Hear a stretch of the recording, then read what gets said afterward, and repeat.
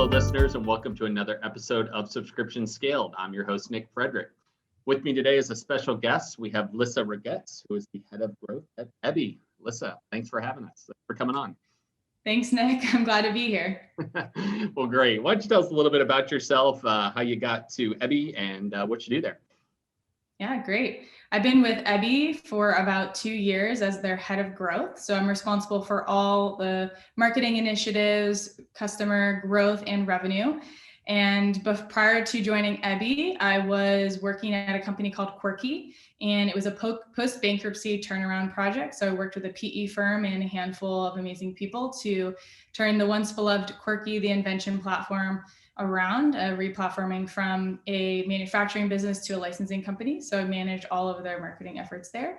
And then prior to that, I was jumping around in the agency world. I ran the social media strategy and buying for Unilever and their brand portfolio in the United States, so over 50 brands on the media side. And also did LG while at Mindshare and Group M as well. And then really just sporadically throughout my career, I've been working with a lot of different startups. As of late, been really focused more on the e-commerce side of things, probably the last 4 or 5 years. But prior to that, really just had a heart for helping entrepreneurs and learn how to really start their businesses, grow their businesses, what are the basics in marketing. So I've always kind of donated some of my time on the side outside of my full-time gig to help my fellow entrepreneurs really do the best they can as they get their feet wet in the whole new business thing and get their businesses off the ground. That's great. We always have a lot to learn from each other. When you're doing a startup, there's no shortfall of lessons learned along the way and things you would have wish you would have done differently or known way back when you were getting started. Let's go there. Tell us a little bit about at EBY, kind of, the evolution of that business since you've been there. I think you said about 2 years, and some of your lessons learned there. So many, working at a startup, you wear many hats. So it's always a loaded question when you say, what do you do at this company? Everything outside of what this person does or that person does. Mm-hmm. But we've come a long way. We're a business co-founded by Sofia Vergara from Modern Family. Sure. And so we started out as 100% subscription business. And we sell underwear and on the subscription quarterly and semi-annually. Okay. When we first started out, we were 100% subscription. And during the time that I have been at the company, we've strategically replatformed from Magento over to Shopify and opened up e-commerce as a channel. So as of early Q4 last year, we actually now sell as a hybrid business, e-commerce with bralettes and seamless underwear and seamless masks, and as well with the subscription. So that has continued on from there. The other thing too, it's been really interesting being a part of a female-led and cause-based brand. One of the core parts of our entire business is really our mission. So we donate 10% of our proceeds to fund microfinance loans for women all around the world. We actually sneak peek. I was on an earnings call earlier today, and we've basically supported 15,000 women and children to date as of our last donation in 2020, which is awesome. Fantastic. And yeah, it's awesome. And it's so cool to work for a brand that really gives back. So that every new customer you bring in, every dollar you generate for the business, it has double impact. It not only helps, fuel the business and pay for all of our staff, but also helps women who are in really difficult situations around the world make their lives a little bit easier. Yeah, wow, that's fantastic. Giving back twice is pretty great. I'm sure it motivates the team and, just keeps everybody focused and feeling like, hey, what I do here really makes a difference. Absolutely. Yeah. So it's an interesting evolution there, going from a 100% subscription-based business over to a hybrid model. Typically, you hear about the other way around, right? Go out with a product to market and then start exploring subscription models. So what was the impetus for you guys looking at that and moving the other way to offering, one-off products as well? Definitely. So I've always been a data nerd, and so data really helped us understand why we should go this way, and really came through our customers. We absolutely love our subscribers. We try to build everything around creating a customer-centric experience, or member-centered experience, excuse me. And so one of the things that we had released also, like early on when I had come on board, was what we call VIP shopping. So we had this thought, like, okay, maybe in between the subscription cycles, women might want to replace underwear. So for instance, our most popular subscription is our quarterly box. It's 3 pairs of underwear delivered every 3 months.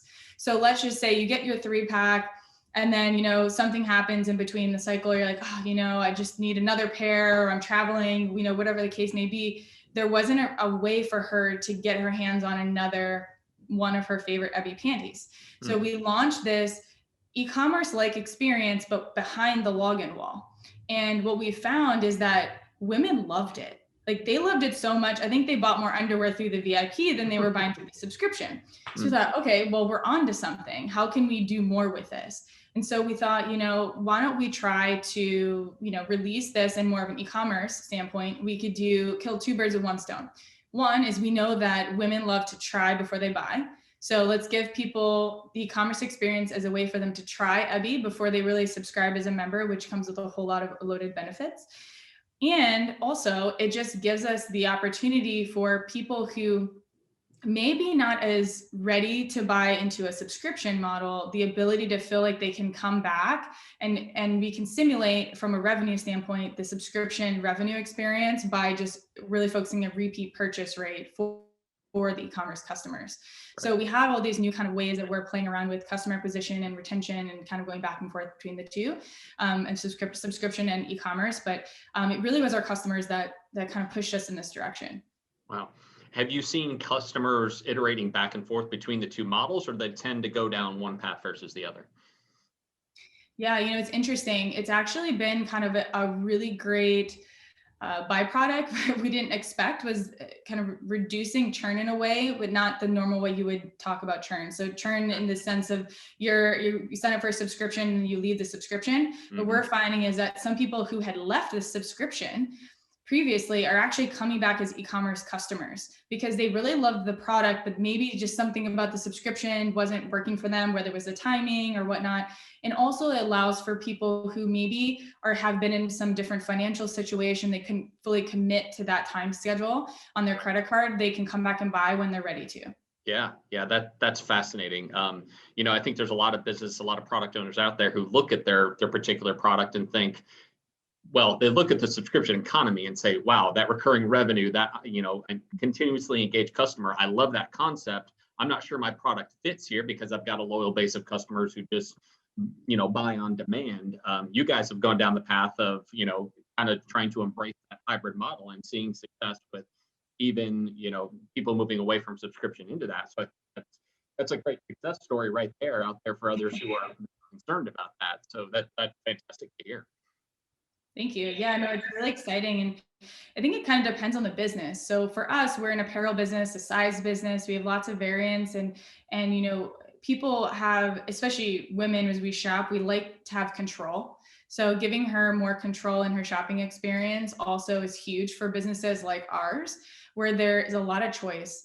Women usually in our business, they'll choose a subscription because they want that kind of surprise and delay unboxing experience, or maybe it's for convenience and there could be a busy mom and they don't have time to think about, oh, I have to, re-up my underwear drawer, or they're buying for their child or their mother or something like that. Just kind of want to put it on repeat. So it depends on every business, kind of what makes sense for them. We also did a lot of work in competitive analysis and looking at other brands in our space who were hybrid, who were e-commerce, and who were subscription, just kind of comparing those experiences, the models. So before we dove in, we really did as much research as we could to try to just make sure we're setting this up as optimal as possible for the customer. Right. Yeah. Interesting.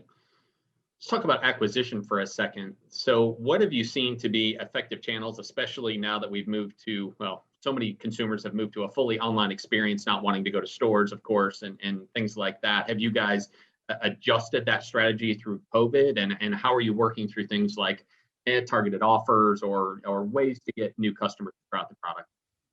Yeah, tons to talk about here. So yeah, with everything that happened with COVID, they say that the e-commerce industry moved forward about 5 years. And so you see all of these older buyers that weren't really comfortable buying online now buying online. So we're seeing our shopper age increase by about 10 age points, which has been really interesting. So like targeting basically women who are 45 to 65 or even older, we're seeing a huge increase in conversion rate for those types of audiences. And I think a lot of businesses, unless they're targeting like an 18 up broad audience, they're kind of forgetting about that core. A lot of people are going after the millennial type audience, which is really like the core buyer section, of the US, and that's where a lot of spend happens. But I would say like look at the older demo because it's growing very fast.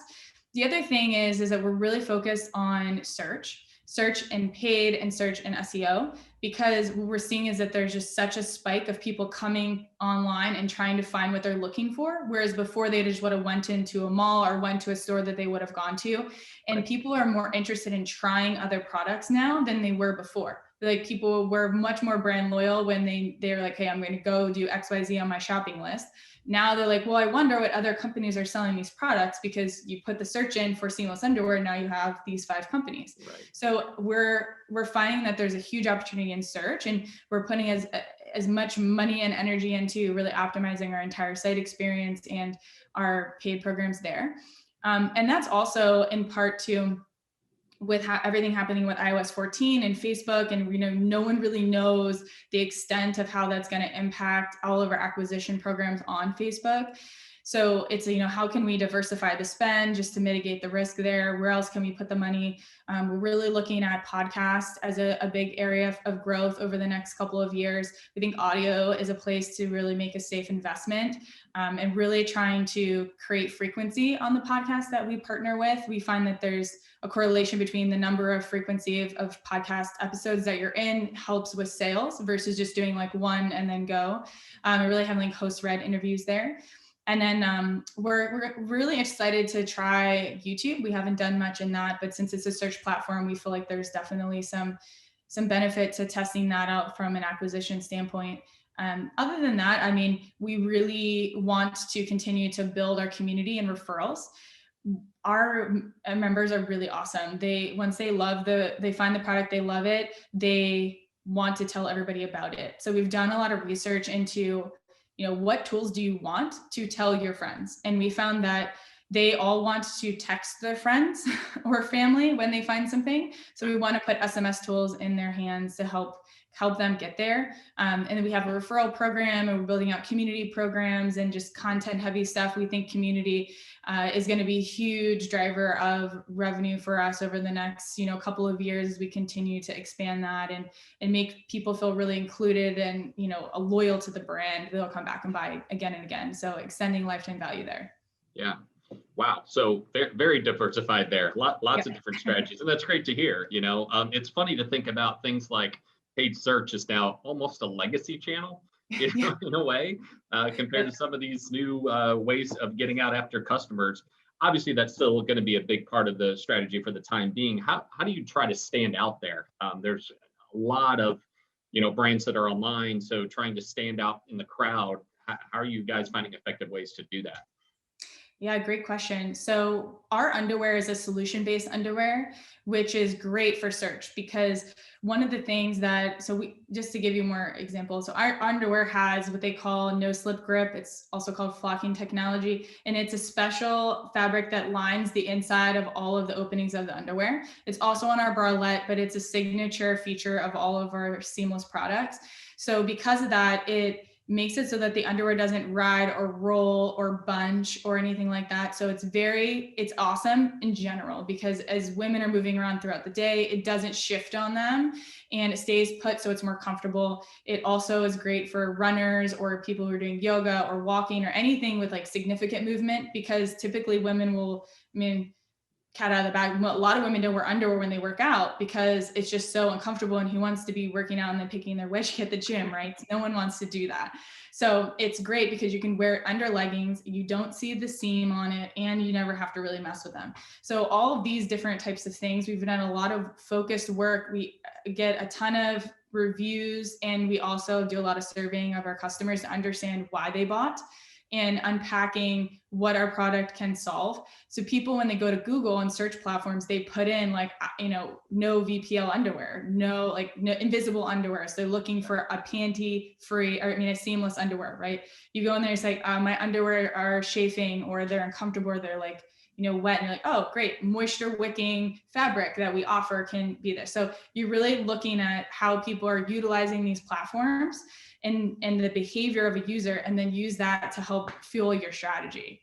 Wow, that's interesting. Yeah, it's great that you have a very specialized product in that way, or at least have a feature of your product that's able to stand out like that. And kind of when there's those specific search terms are put in, you can kind of specialize there rather than trying to compete in the broader market of, undergarments and that kind of thing. So yeah, but I think everybody can do something like this if you just really sit down and think about what makes your product different, what are your unique selling points or your USPs, and if you put the thought into that, then that's how you can build a lot of your content and your ad copy around that, because there's got to be something that makes you different. If there's not, then maybe you might want to revisit your strategy around your business. But it's right. a great place to start. For sure. Yeah. So we touched on it a little bit, but in terms of COVID, did that, a year ago now, fundamentally change any strategies for you, or were you looking at trends that you saw in the aftermath and adjusting there? I mean, what have you seen in your business? Good question. Yeah. So for us, when COVID happened, we saw an immediate hit on the subscription side. And at that point, we were 100% subscription. People were definitely really concerned about the commitment side of things. They didn't know what their future was. It was very unknown for everybody at that time. And we also saw some additional churn for people that were like, okay, maybe I want to put this on pause, or maybe I'll skip one, or, just for some people who lost their jobs or maybe weren't sure about how long they'd have a job, things like this. So we were really, we worked with all the customers to make sure that we would meet their needs and whatever that they were. And a lot of them have come back since. But also we decided, we're like, this is a great time to just slow down our paid strategy and just kind of roll it back on the spend level, focus on the efficiencies of the business. How can we make our offering that much better for our customers? So we actually looked internally and just did a bunch of just focused efforts on redefining what the new subscription experience would be. We had already been planning on moving to e-com and Shopify. So it was a great time too, because we could use that kind of slow down period to really focus on doing the launch right. And when we did launch Shopify, we did a full on redefining of everything that we learned from what we didn't do as well in the old model into the new model, like making it so much better. So we have we're grateful for that time to be able to really put the energy into the new product, and we're seeing the results from it. So it's great. Yeah, take advantage of the fact when you're not going 60 miles an hour down the road, maybe only going 45, and use that to maybe 100%. Yes. Take full advantage. So you called yourself a little earlier a self-proclaimed data nerd. Talk a little bit about how you've used data in your business, particularly as you pivoted from pure subscription over to hybrid. What do you use as your main data sources? How do you deal with the proliferation of data today that, of course, probably has many different sources, from a CRM to an e-com platform, maybe a billing and payment system? How do you bring all of that together? A lot of time in Excel. All good stuff. Yeah, so we use Google Analytics as our primary platform to see everything come in and out. And we also use a platform called Glue on Shopify that helps us pull in all of our data. Excuse me. But cohort analysis is really the bread and butter of subscription businesses. And so we do a lot of that work manually in Excel, and looking at, how are people who are being acquired into our quarterly box different than someone who's being acquired into the semi-annual box? How is there anything about the first order composition that might make that person more valuable over the lifetime that they're with us? Is there anything about the source, so where you acquired that customer and that impact on LTV? Things like that. So we went deep into the data before we even set up anything on the new e-commerce system, so that we knew how to lead them into the best experience possible. We already knew what types of trial experiences were working on subscription, so we tried to mirror mirror that on the e-commerce side. Like what products do you push in your ads to try to, have the best foot in getting them in the door and just trying your product versus which ones are being upsold to them throughout their buying experience. So we really used all of the data there, looking at sell-through reports that we were generating, looking at also just like what people were switching to over time too is kind of interesting in subscription. I don't know about other businesses, but for us, we have a lot of different plan types. So it's kind of interesting if they reach out to CX and they change their subscription later on, what may have caused them to make a change. Things like that. And then for, I don't know if you asked about other platforms that we use. Really like we look in a lot of the ad platforms as well as we're, trying to figure out like what we're optimizing to and for. Ultimately, really trying to drive sales. So that's our North Star. Okay. Yeah. Well, talk a little bit about how you guys evaluate, so there's no shortage of SaaS software solutions out there, right? They can do a whole lot of different things for you, whether that's, a core e-commerce platform like Shopify or all of the other things that kind of sit around it to manage everything from, maybe your CRM, if you use an external one, down to the payment side of things, managing chargebacks and fulfillment orders and things like that. Where do you guys decide that something is core to your business and therefore something that you might want to develop on your own versus the kind of thing you want to a partner? Gotcha. Yes. Good question. So for us, we look at customer acquisition cost and, other people call it CPA or CPP, but for us, like we look at how can we acquire customers more profitably. We look at ROAS, return on ad spend, and, always trying to get at least the minimum 2x, but 3 to 4x is ideal.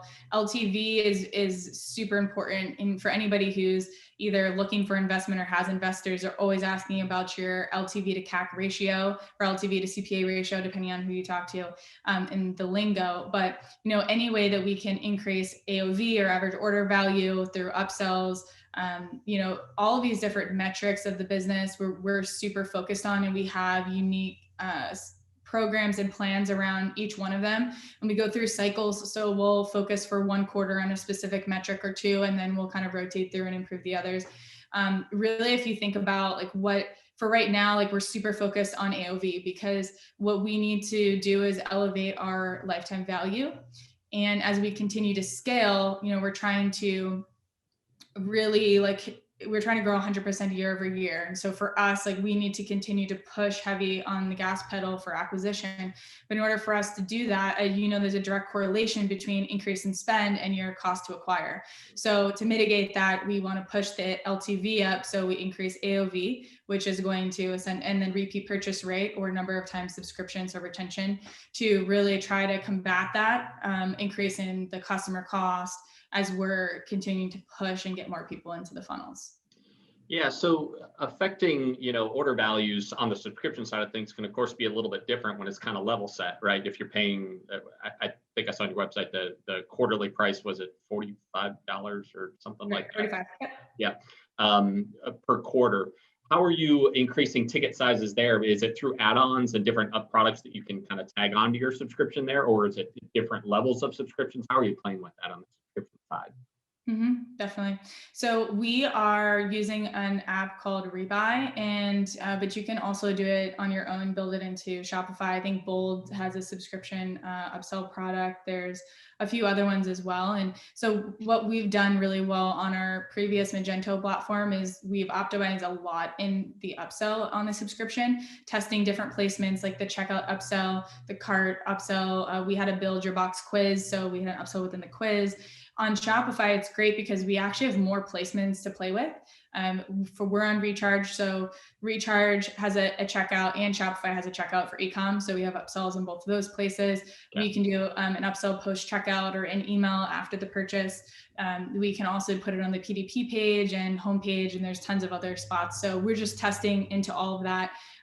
We actually got it to up to 40% of all new purchases choose an upsell as they're going through their process. And so that we're just trying to get back there because that was really great. It took us a while to get there, but I think we have the right components and tools to do it. It's just about iterating, just test something, try not to test too much at the same time so it moved the needle. Just test, iterate over and over and over again. And slowly over time you get there.